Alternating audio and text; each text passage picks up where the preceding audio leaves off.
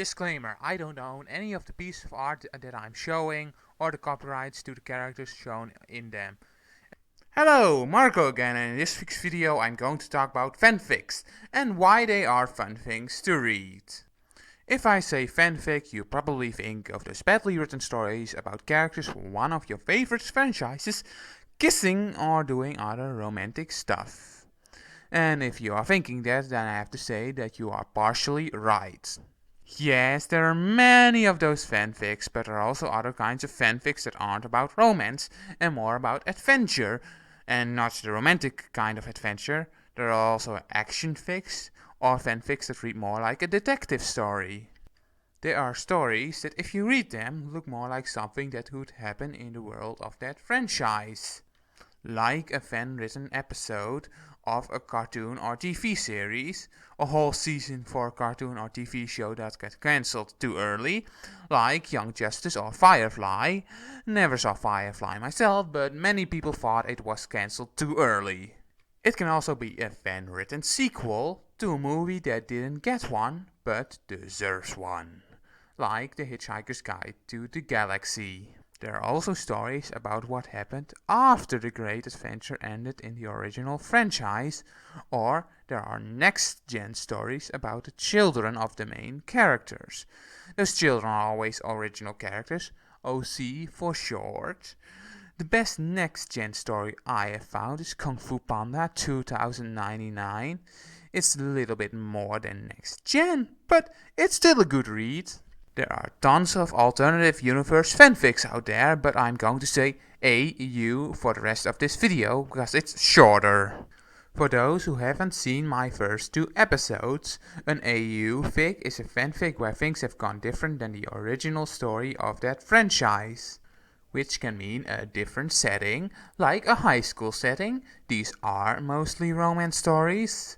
An alternative timeline, like where a person lives instead of dies, or vice versa. Or a good old-fashioned crossover, where two of your favorite characters meet. I recommend that the fic only cross over with two franchises more, and it gets a little bit weird. I recommend Skipper's Log. It's a good crossover. It's more an amalgamation of Ruby and Penguins of Madagascar. It sounds weird, but it's really good.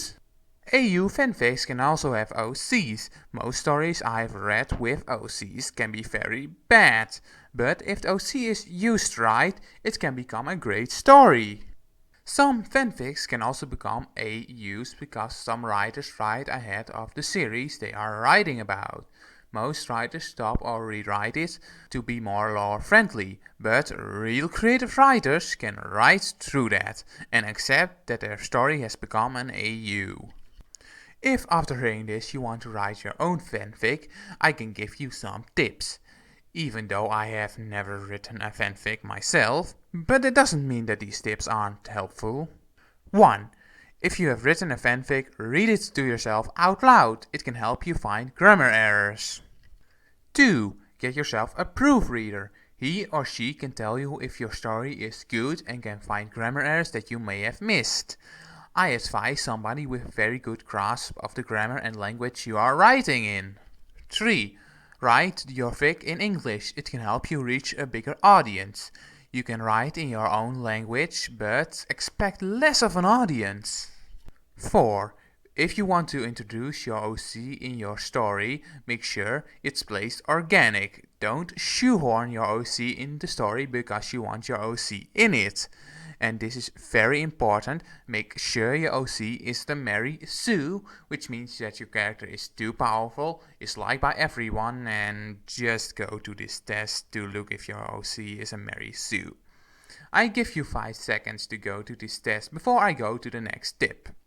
1, 2, 3, 4, 5. 5. If you are making a crossover, only use 2 series more and things can kinda get weird and confusing, because more franchises doesn't make a better crossover. 6. This is the most important tip if you want to write a fanfic.